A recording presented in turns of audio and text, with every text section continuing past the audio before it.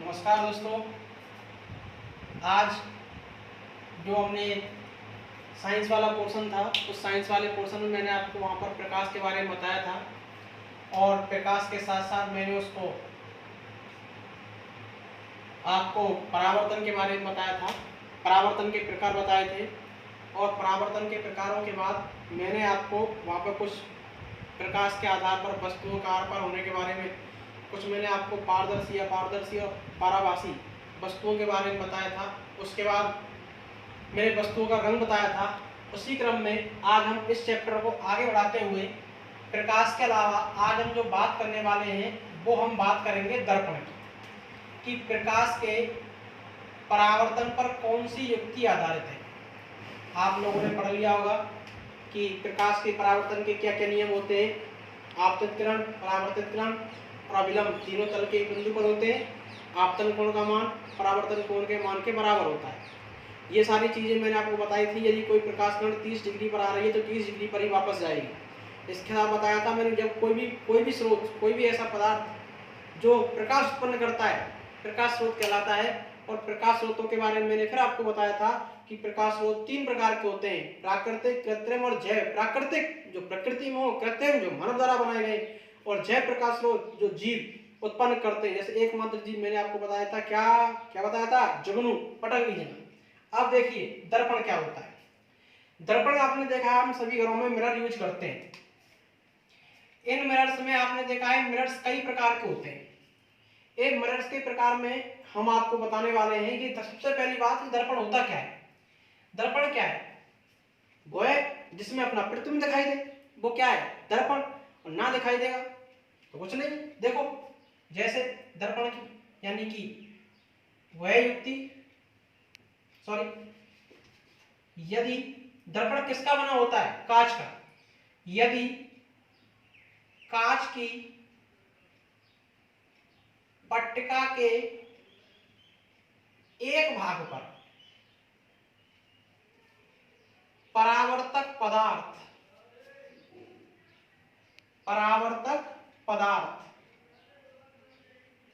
Nickel, Ni या silver, Ag की polish कर दी जाए, तो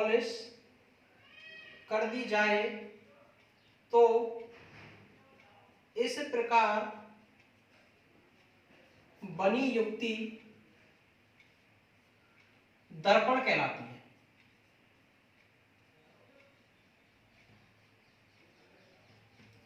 यदि कांच की पट्टिका के एक भाग पर परावर्तक पदार्थ निकिल या सिल्वर की पॉलिश कर दी जाए तो इस प्रकार बनी युक्ति दर्पण कहलाती है। जैसे मेरे पास कोई कांच की पट्टिका थी, बिल्कुल प्लेन। अब कांच की पट्टिका थी, ऐसे आर पार दिखाई दे रहा था, उसके या तो मैंने एक भाग पे करनी है तो आप इधर कर दो या इधर कर दो। मैंने इनमें से किसी भी एक परावर्तक पदार्थ क्या होता है, देखो वो पारदर्शी क्यों थी, क्योंकि उसमें से प्रकाश किरणें पूर्णतया बाहर निकल रही थी। यदि पूर्णतया बाहर निकलने को रोक दिया जाए तो टकरा के आएंगी वापस, हमारे आंखों से टकराएंगी, टकरा के फिर कहां जाएंगी, वापस हम दर्पण में अपनी वस्तु का प्रतिबिंब देखेंगे, बिंब का प्रतिबिंब देखेंगे। यदि इस प्रकार ये दर्पण था, मान लो इसके इस भाग पर मैंने पॉलिश कर दी तो प्रकाश किरण निकलेंगी नहीं, टकरा के वापस आएंगी। तो क्या होगा, परावर्तन होगा, और परावर्तन के कारण हमें वस्तु उसके अंदर दिखाई देने लग जाएंगी।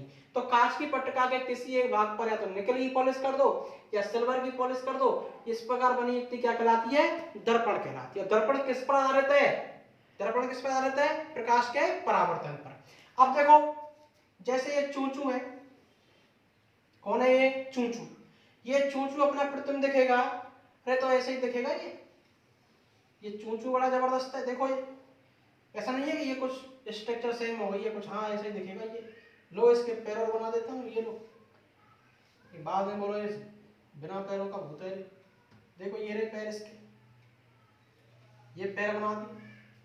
जो वस्तु, अब देखो इधर पॉलिश हो रही थी, अब ये दिखेगा कहाँ, दर्पण के अंदर ही दिखेगा मेरे को।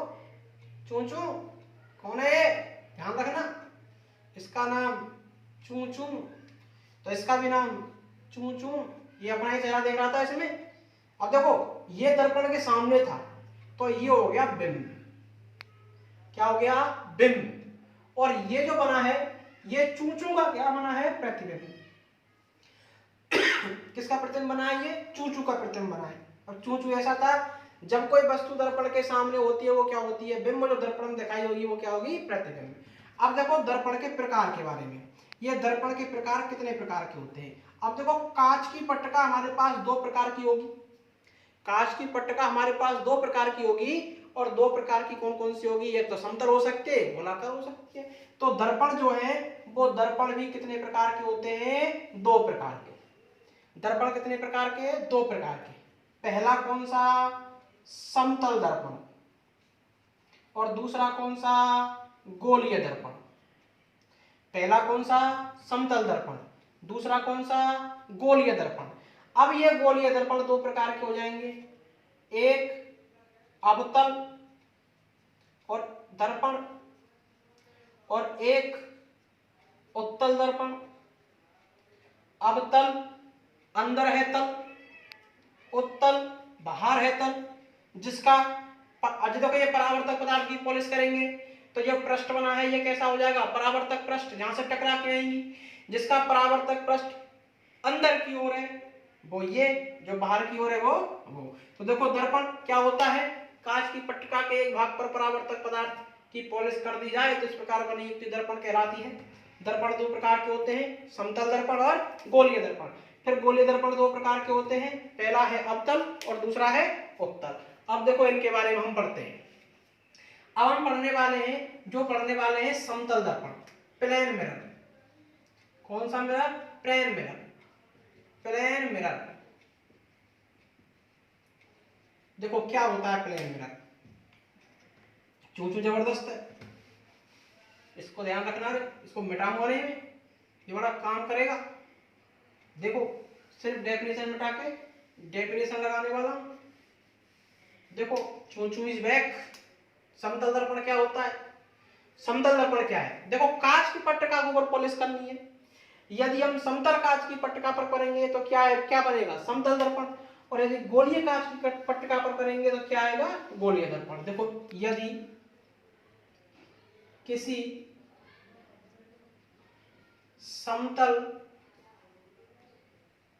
कांच की पट्टिका के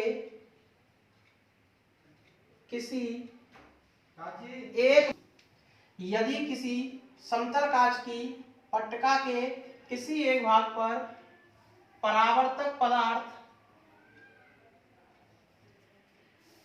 की पॉलिश कर दी जाए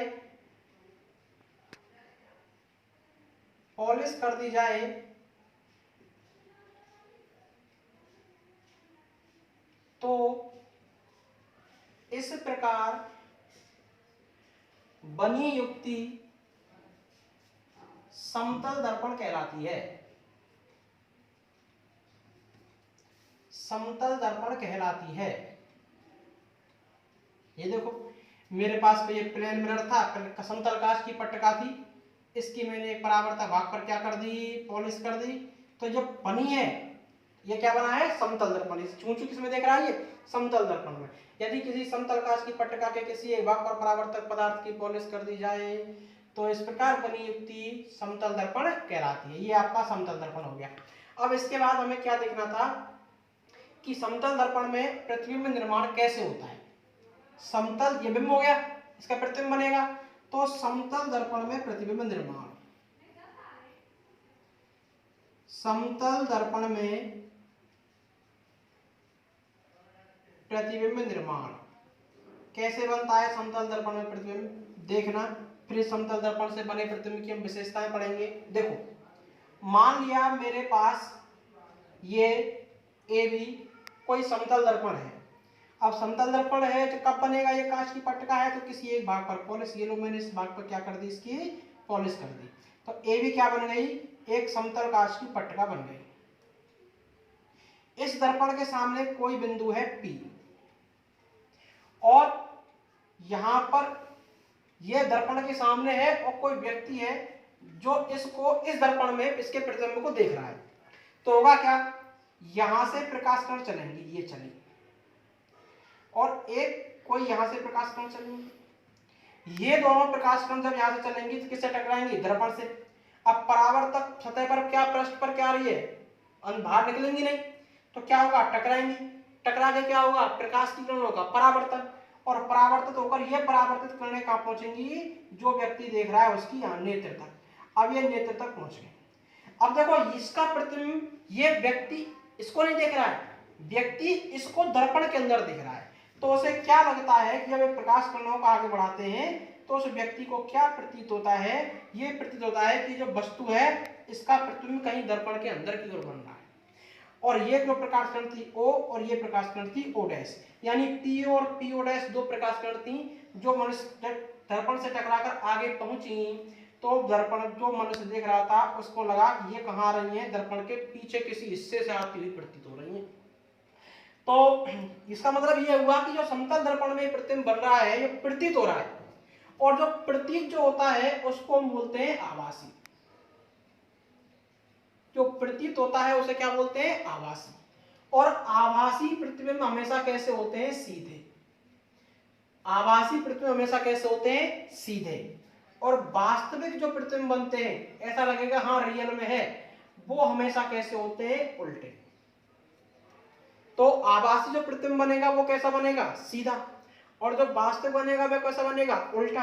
अब देखो यहाँ पर ये इसके अंदर दिखता हुआ प्रतीत हो रहा है, जब प्रतीत हो रहा है तो कैसा होगा, आभासी, और जब आभासी होगा तो वो कैसा होगा, सीधा। कैसा होगा, सीधा। अब हम आगे देखते हैं कि समतल दर्पण से बने प्रतिबिंब की क्या क्या विशेषताएं होती हैं। अब समतल दर्पण से बने प्रतिबिंब की विशेषताएं देखते हैं क्या क्या होती हैं। देखो बड़ी महत्वपूर्ण विशेषताएं आती हैं इसकी। समतल दर्पण से बने प्रतिबिंब की विशेषताएं। समतल दर्पण से बने प्रतिबिंब की विशेषताएं। तो अब हम पढ़ेंगे समतल दर्पण से बने प्रतिबिंब की विशेषताएं। देखो समतल दर्पण से बने प्रतिबिंब की क्या क्या विशेषताएं होती हैं। सबसे पहले अभी मैंने आपको बताया था, सबसे नंबर एक बात क्या, कि प्रतिबिंब कैसा बनेगा, आभासी एवं सीधा। प्रतीत हो रहा है ना, तो प्रतीत हमेशा क्या होता है, आभास होता है, और आभास हमेशा कैसा होता है, सीधा होता है। यानी कि समतल दर्पण से बना प्रतिबिंब आभासी एवं सीधा होता है। समतल दर्पण से बना प्रतिबिंब आभासी एवं सीधा होता है। नंबर सेकंड, इसकी आवर्धन क्षमता +1 होती है। इसकी आवर्धन क्षमता कितनी होती है, +1। अब देखो आवर्धन क्षमता का मतलब क्या है, आवर्धन क्षमता का मतलब क्या है। आवर्धन क्षमता जो होती है वो होती है प्रतिबिंब की ऊंचाई और बिंब की ऊंचाई का अनुपात, यानी कि प्रतिबिंब की ऊंचाई बटे बिंब की ऊंचाई। प्रतिबिंब की ऊंचाई और बिंब की ऊंचाई का अनुपात वो क्या होती है, आवर्धन क्षमता। यानी इस +1 होगी तो इसका मतलब यह जितना ऊंचा प्रतिबिंब बनेगा उतना ही ऊंचा बिंब बनेगा। नंबर थर्ड, बिंब दर्पण से जितनी दूरी पर होगा, बिंब दर्पण से जितनी दूरी पर होगा प्रतिबिंब भी दर्पण से उतनी ही दूरी पर बनेगा, उतनी ही दूरी पर बनेगा। मतलब यदि दर्पण से इस बिंब की दूरी 4 मीटर है तो ये भी अंदर की तरफ कितने मीटर होगी, 4 मीटर। ये 5 मीटर है तो ये कितनी होगी, 5 मीटर। ये 1 मीटर पर है तो कितने मीटर पर होगा, 1 मीटर पर। यदि ये 2 मीटर पर है तो कितने मीटर पर होगा, 2 मीटर पर।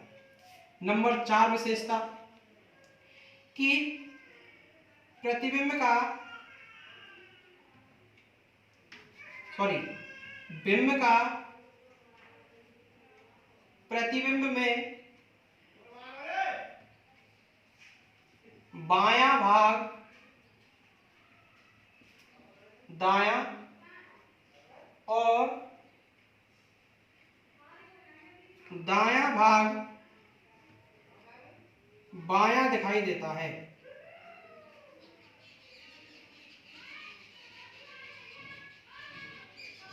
यानी बिंब का जो प्रतिबिंब है ये इसकी लेफ्ट साइड इसमें राइट दिखाई देगी और राइट साइड लेफ्ट दिखाई देगी। इसलिए देखो मैंने ऐसे बनाया था, इधर का मुंह इसकी तरफ था, इधर मुंह इसकी तरफ था।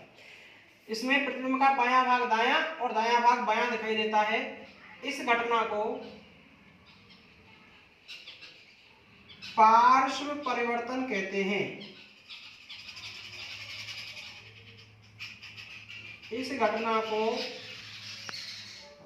पार्श्व परिवर्तन कहते हैं। यानी बिंब जो है जब उसका प्रतिबिंब बनेगा तो इसमें लेफ्ट साइड राइट दिखाई देगी और राइट साइड लेफ्ट दिखाई देगी। तो ये राइट लेफ्ट का जो बनना है इसे क्या बोलते हैं, ये बड़ा महत्वपूर्ण है।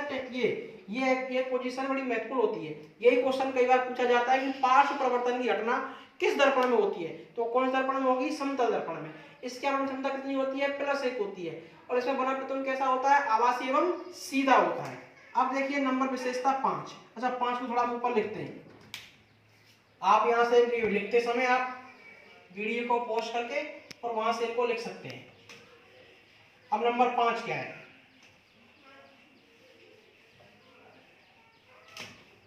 देखिए नंबर 5 पे हम आते हैं। तो नंबर 5 क्या कहता है, नंबर 5 ये कहता है यदि किसी समतल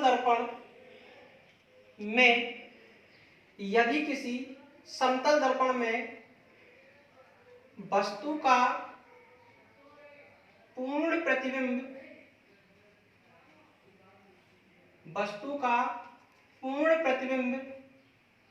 देखना हो तो वस्तु से आधी ऊंचाई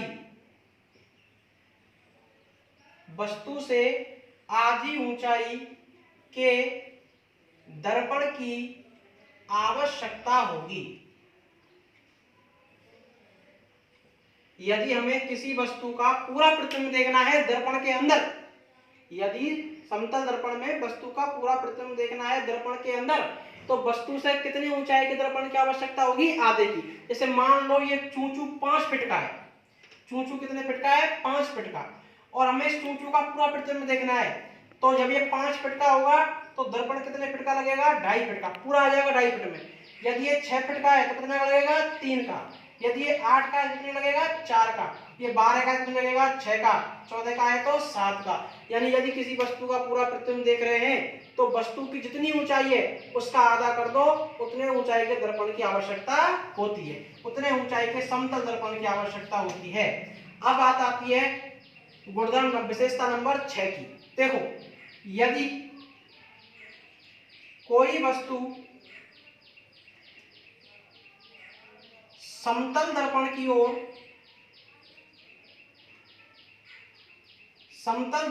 ओर b वेग से जाती है तो दर्पण में उसका वेग 2b प्रतीत होता है।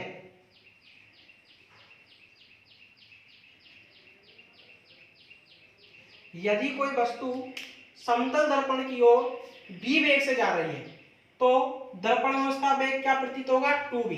हाँ भाई चूं चूं चलेगा, आप देखना ये चूं चूं है।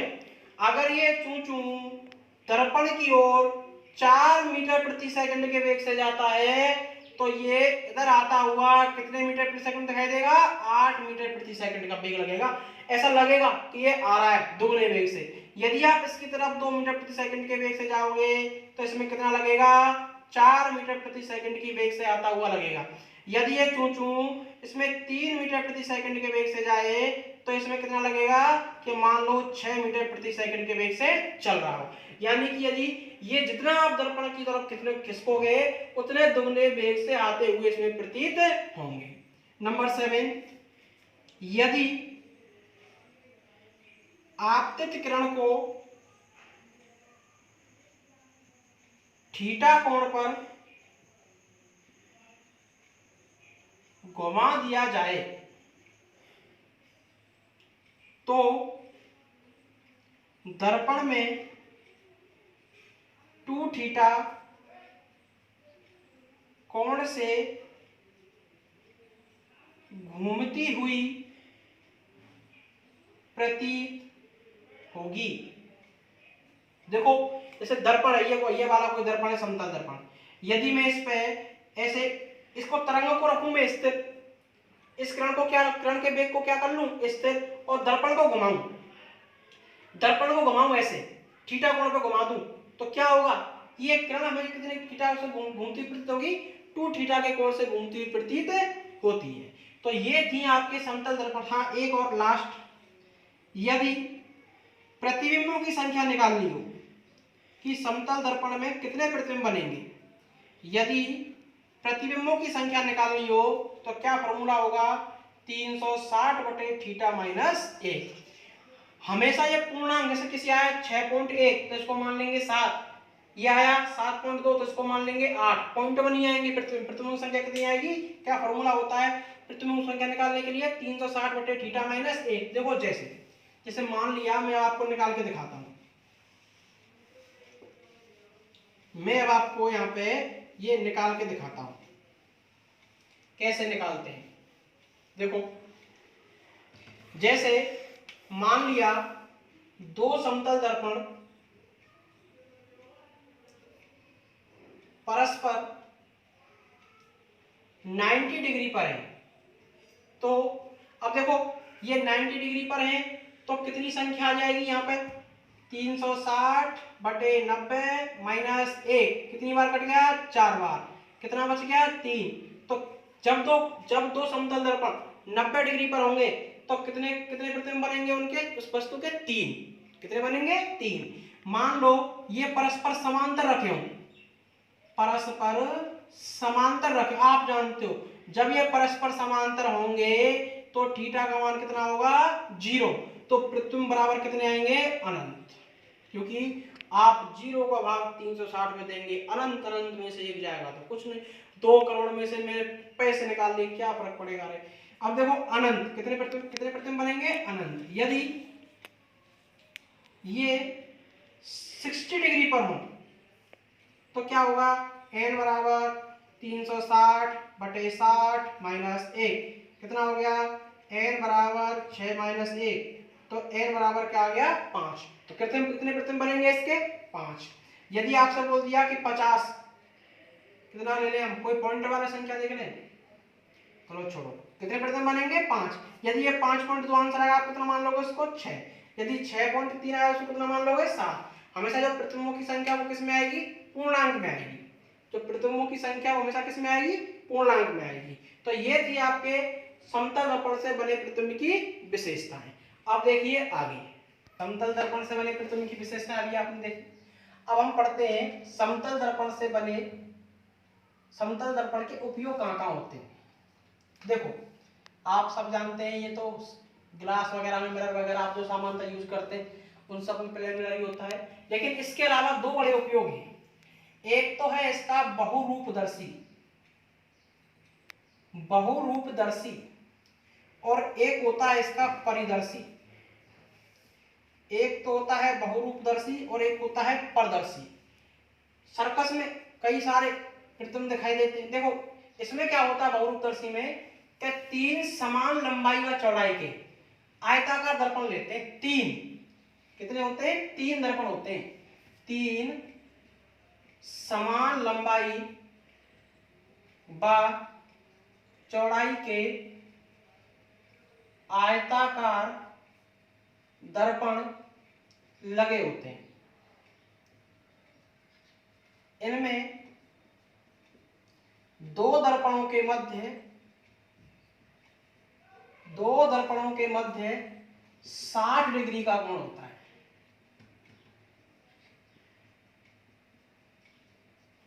बहुरूपदर्शी में कितने दर्पण होंगे? 3 आयताकार, जिनकी तीनों की लंबाई चौड़ाई कैसी होगी? समान। उनमें से दोनों के मध्य कितने डिग्री का कोण होगा?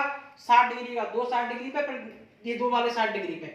इसमें क्या होता है, जैसे जाते हैं तो 60-60 डिग्री के कोण पे लगे होने के कारण हमें एक वस्तु के कई सारी वस्तुएं, कई सारे प्रतिबिंब नजर आते हैं।